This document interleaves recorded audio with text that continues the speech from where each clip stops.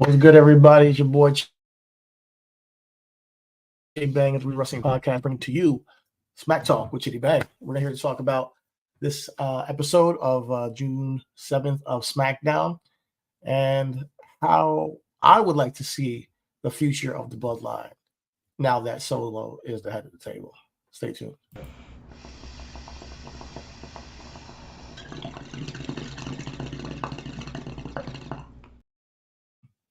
Thank you for joining me. Thank you for joining me tonight. If you're with me here, please like, subscribe, do all that good stuff. We would love your support.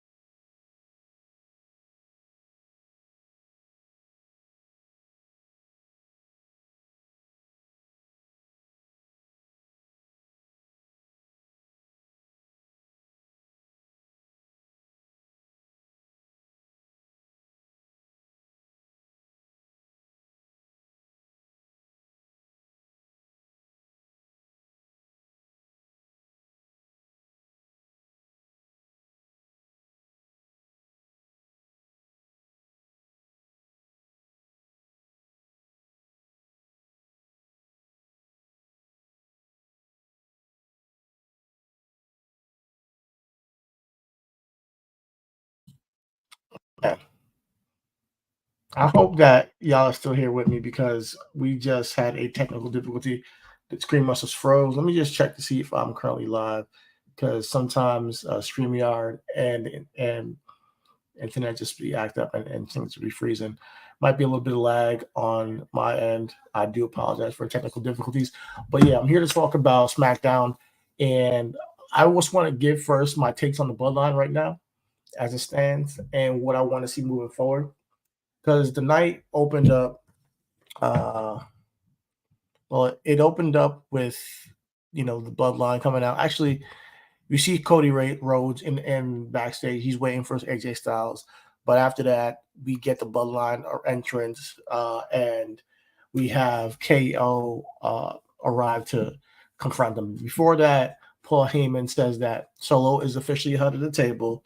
Tama Tonga is the right hand man, and Tangaloa is also a initiated member of the Bloodline, a official initiated member of the Bloodline. That's when Kevin Owens arrives and he wants to smoke. He doesn't care, no pun intended. He doesn't care if he's 1-on-3. He wants a piece of them. So he comes out there, he's wrapping his fist up. He's ready for a fight. Comes to the ring, he gets some shots in, but before you know it, the numbers gets to him, and they're taking advantage. That's when the Street Profits come in to make the save. This sets up the main event, which is going to be a 6-man tag between the Street Profits and KO versus Solo, Tama Tonga, and Tongaloa.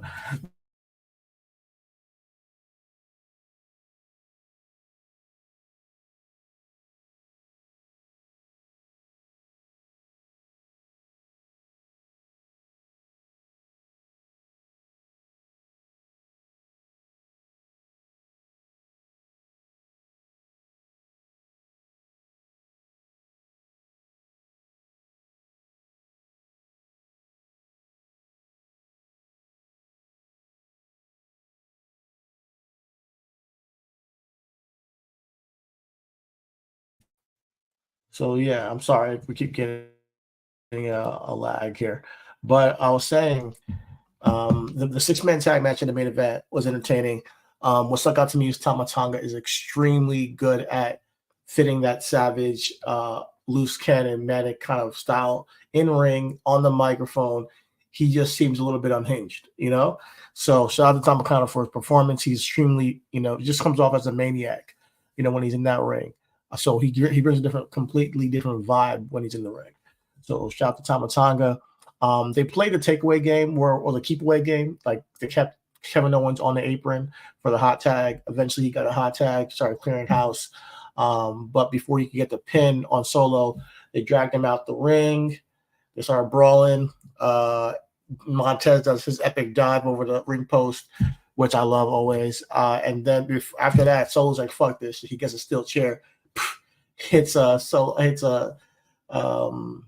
Montez. He hits, and then they pretty much start taking them out with the steel chair. They do a beat down on the tree prophets in the ring, hit him with the spike.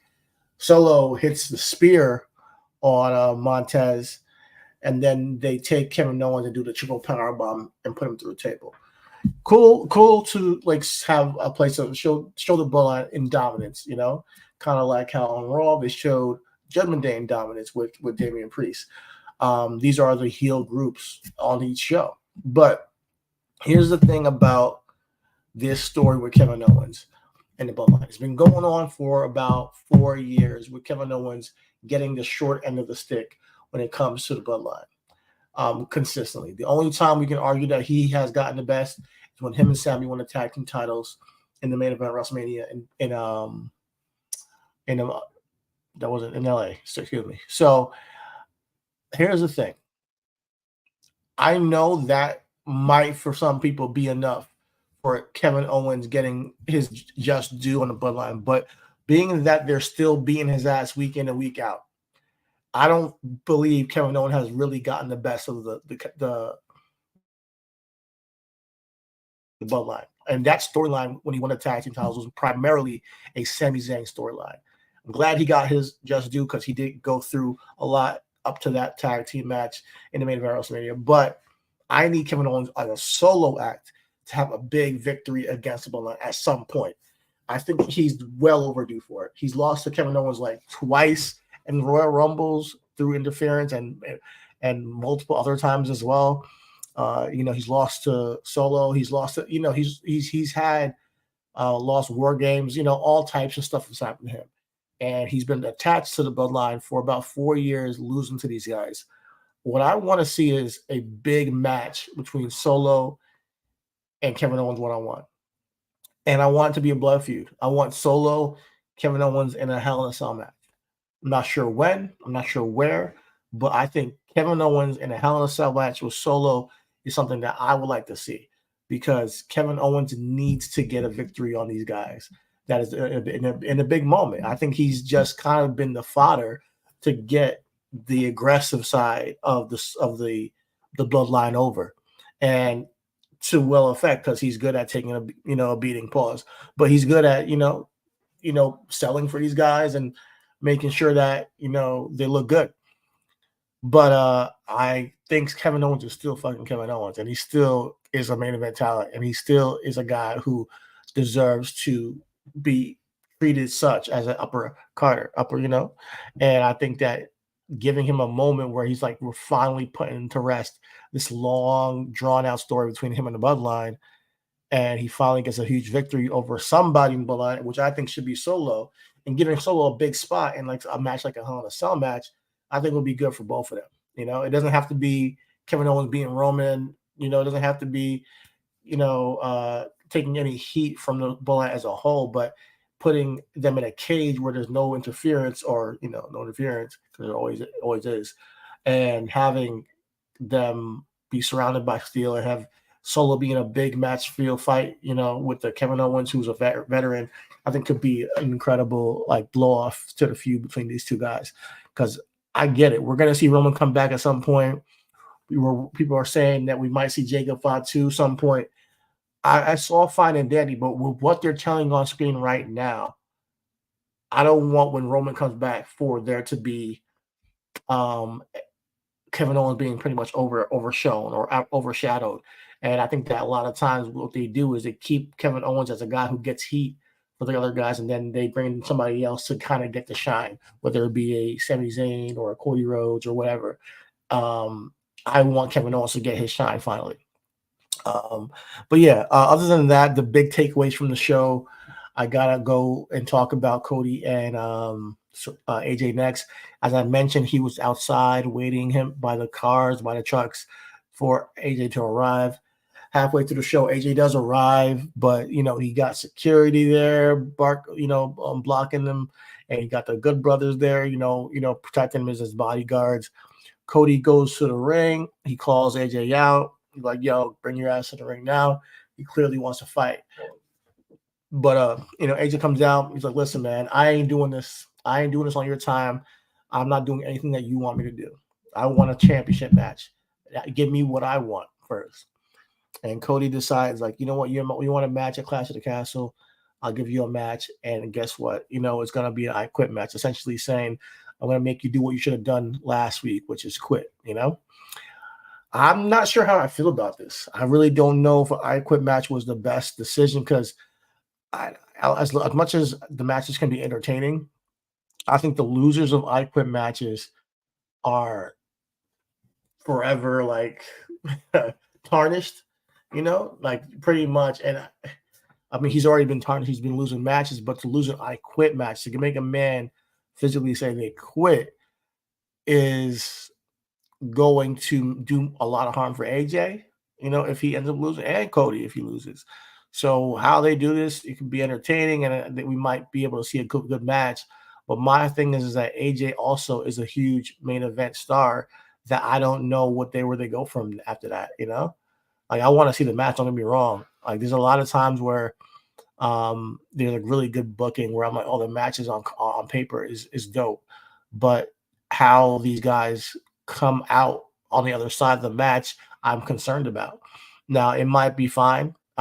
Maybe they have some way of getting around it, but I think there's nowhere for AJ to go after this. I mean, and he already just came back from injury earlier this year. You don't want to give him a hiatus out of nowhere. I know Logan Paul and LA Knight have their thing going on, which they had a little bit of a segment today tonight with that.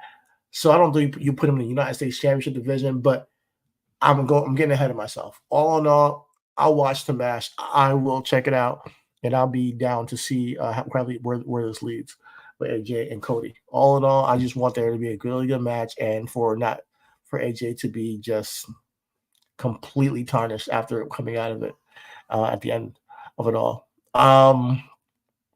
Also, like I mentioned, the Logan Paul LA Knight thing. LA Knight's been looking for him. Logan Paul is doing some kind of Tetris tournament. He had a great promo on a segment backstage. Actually, not. It was really a taped vignette from his house, I guess, saying that pretty much LA Knight ain't on his level. He's like, I deal with champions. I fight champions. I fight people who have, are elite, and and LA Knight hasn't won nothing yet. So he's like, I shouldn't even have to address you. He didn't show up. LA Knight did have a match on tonight with Carmelo Hayes, and boy, both of them. Honestly, this was my favorite match of the night. Both of them put in a lot of great effort.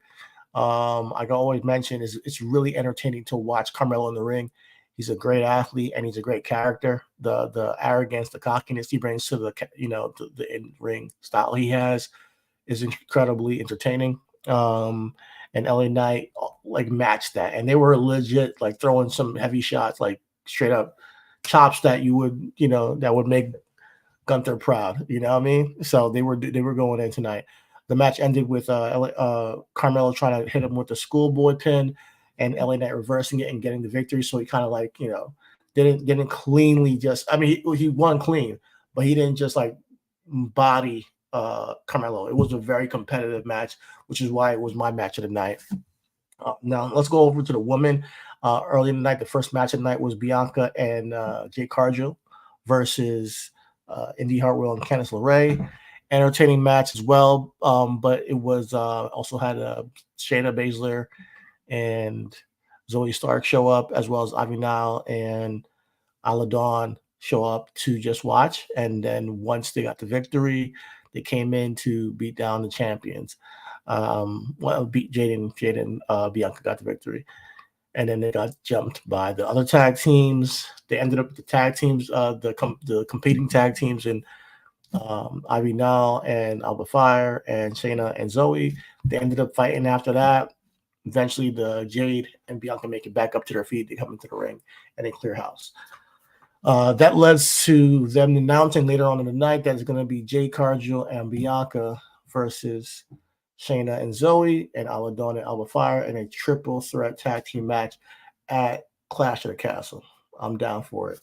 How they got here, I mean, I enjoyed it. What they did on Raw, what they did on SmackDown, I like it. We also had a really, really good promo from Piper Niven. Her and Bayley had a segment to build their match at Clash of the Castle. Piper Niven talked about how she was a world champion before she even stepped through the doors in WWE, and she's just been, clawing and being, just doing what she has to do to get this opportunity against Bayley. And now in her hometown, she's gonna drop her on the head and become the new champion. I love the intensity that Piper had in the promo. I love that it felt like she can talk on the microphone, and if you give her these opportunities, she can step up to the plate. So this is going to be the first time Bayley and Piper have ever faced in the ring.